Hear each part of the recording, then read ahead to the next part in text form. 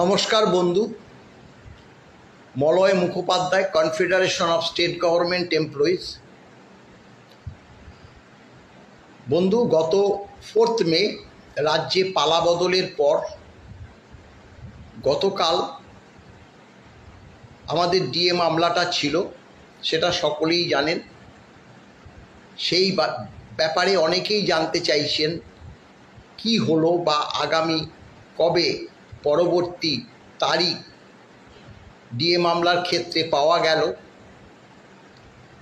এছাড়াও যারা কেএমসি অর্থাৎ কলকাতা কর্পোরেশন এলাকায় বসবাস করেন, যে সকল অবসরপ্রাপ্ত কর্মচারী, তারা কেন এখনো পর্যন্ত ডিএ মামলা প্রেক্ষিত যে বকেয়া ডিএটা তারা পাচ্ছেন না, সেই প্রশ্ন আমাদের কাছে আসছে। দুটো বিষয়েই আলোচনা যাব। যেদিন 4 তারিখ অর্থাৎ কাউন্টিং চলছে, সেদিনই বিকেলের দিকে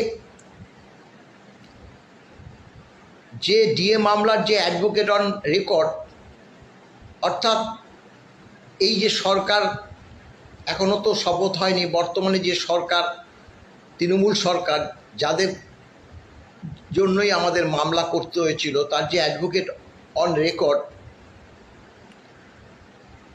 মাননীয় কুণাল মিমানি, তিনি রেজিস্ট্রার অফ কোর্টের কাছে ওই দিনই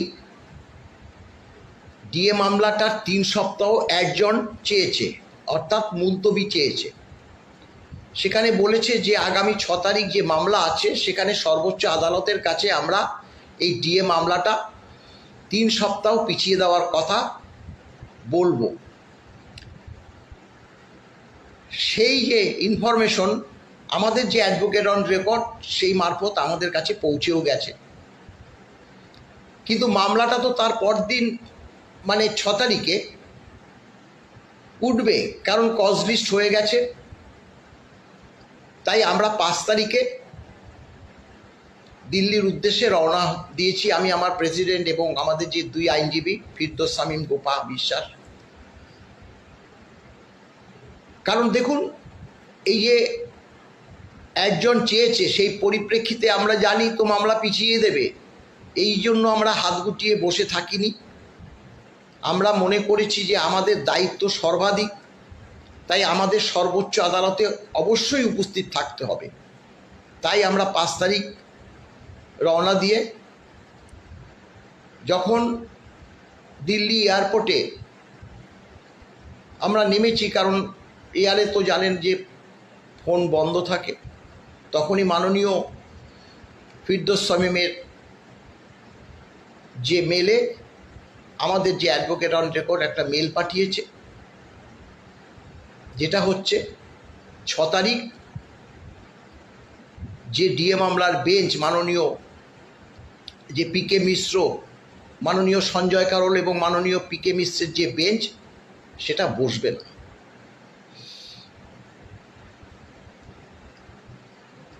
সেই সময় তো আর আমরা আবার একটা বিমান ধরে আমরা কলকাতায় ফিরে আসার মতো তো আমাদের সেই সামর্থ্য নেই, আর সেটা সম্ভবও না।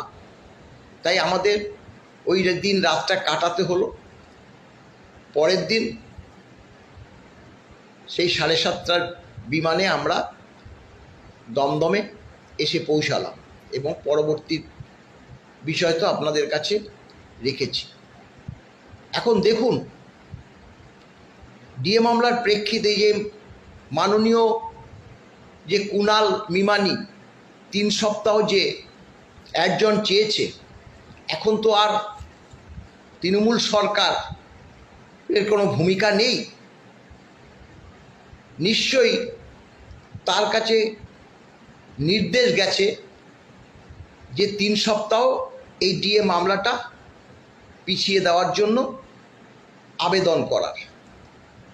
দেখুন, আমরা মনে করছি কি হবে জানি না, বর্তমান যে সরকার আসছে, বিজেপি সরকার, তারা হয়তো এই ধরনের সিদ্ধান্ত নিতে পারে যে ডিএ মামলাটি যে নির্দেশ সর্বোচ্চ আদালত দিয়েছে, DA is a legally enforceable right, এবং ডিএটা মিটিয়ে দিতে হবে all India consumer price index অনুসারে, এইটাই আমরা চেয়েছিলাম। কিন্তু রাজ্য সরকার তা মানেনি। এক প্রকার আমাদের সঙ্গে প্রতারণা করে চলেছেই বলবো এখনও। সেই কারণেই আমরা মনে করি যদি বর্তমান সরকার ডিএ মামলাটি তুলে এই all India consumer price index অনুসারে রোপা মেনে যারা যারা ডিএ পাবে তাদের সকলকে যদি বকেয়াটা মিটিয়ে দেওয়ার ব্যবস্থা করে, সেই সরকারকে কুর্নিশ জানাবার ভাষা আমাদের আর থাকবে না। দ্বিতীয়ত যেটা বলছি যে কেএমসি এলাকায় যারা এখনো পর্যন্ত ডিএ পাননি তাদের সঙ্গেও রাজ্য সরকার তঞ্চকতা করে চলেছে। এবং সেই ব্যাপারে আমরা যে খোঁজ খবর নিয়ে জানতে পারি যে ব্যাংকগুলোর কাছে ডাটা চেয়েছে। স্বাভাবিকভাবে ডাটা বলতে একমাত্র পঞ্চম বেতন কমিশনে যার যে বেসিক পেনশন বেসিক সেটাই তো পাঠাবে, সেটা পাঠিয়েছে, সেটাতে হবে না। এক প্রকার বায়োডাটা চাইছে, date of joining, date of retirement, PPO number, আগডুম বাগডুম এইসব করে বারবার সেটাকে ডিলে করছে। আমরা সেটা খোঁজ খবর নিয়েছি এবং এটাও মনে করছি যে সরকার যেটা হচ্ছে যে ট্রেজারি থেকে যারা পায় আর তাদের যেভাবে দেওয়া হয়েছে সেভাবেই তো তারা পাবে। তারা যদি পেয়ে যায় 2রা এপ্রিল 2026, তাহলে আজ গতকাল 6 তারিখ গেল, 6 মে, কেন আজ পর্যন্ত পায়নি? না পাওয়ার কারণ একটা, আপনারা জানেন এই নবান্নে কতগুলো আমলা, অবসরপ্রাপ্ত আমলা বাসা গেড়েছিল, কারি টাকা তার জন্য বেতন পেত। আমি আর নামগুলো উল্লেখ করছি না, তারা রেজিগনেশন দিয়েছে, আপনারা সকলেই জানেন। তাদের নির্দেশেই এইভাবে কেএমসি এলাকায় বসবাসকারী যে কর্মচারীরা যে ডিএটা আটকিয়ে দিয়েছে। যদি বলেন কেন, দেখুন এখানে যদি ট্রেজারিগুলোতে আটকিয়ে দিত তার ইম্প্যাক্ট পড়তো ভোটের আগে মারাত্মক। সারা রাজ্যে ট্রেজারির কর্মচারীরা সুপ্রিম কোর্টের অর্ডারের পরিপ্রেক্ষিতেও ডিএটা পাচ্ছে না। কিন্তু কলকাতার যে অবসরপ্রাপ্ত কর্মচারী তারা তো মনে করেছে যে কলকাতার যে 8-9টা মানে সিট আছে সেগুলোতে হারাবার ক্ষমতা কারণেই, অতএব কলকাতায় বসবাসকারী যে অবসরপ্রাপ্ত কর্মচারীরা তাদের ডিএটা না দিয়ে সেই ডিএর টাকা যদি লক্ষ্মীর ভাণ্ডার যুবসাথীতে খরচ করা যায় তাহলে কিছুটা উতরে যেতে পারি বা পারবো। কারণ সেই সময় একদম লক্ষ্মীর ভাণ্ডার তিনি ঘোষণা করেছে, তাদের দিতে হবে, যুবসাথী ঘোষণা করেছে, এই টাকা সেখানে ব্যয় করেছে। আমরা মনে করছি তাই ভেবেছিল কলকাতায় তারা এমনিতেই জয় পেয়ে যাবে। তার পরিণাম কি সেটা দেখেছেন আপনারা।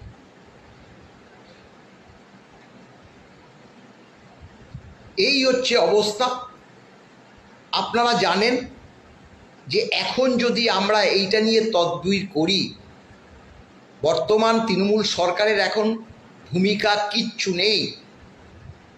অ্যাডিশনাল চিফ সেক্রেটারি ফিনান্স তাকে যে নির্দেশ দিত সেইভাবেই কাজ করত, সবসময় সেইভাবেই এই তৃণমূল সরকারটা কাজ করে গেছে।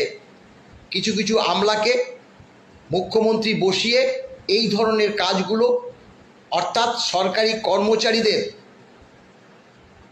যে বঞ্চনা, এর জন্য মুখ্যমন্ত্রীর থেকেও সেই আমলাদের দায় অনেকটা বেশি ছিল বলে আমরা মনে করি।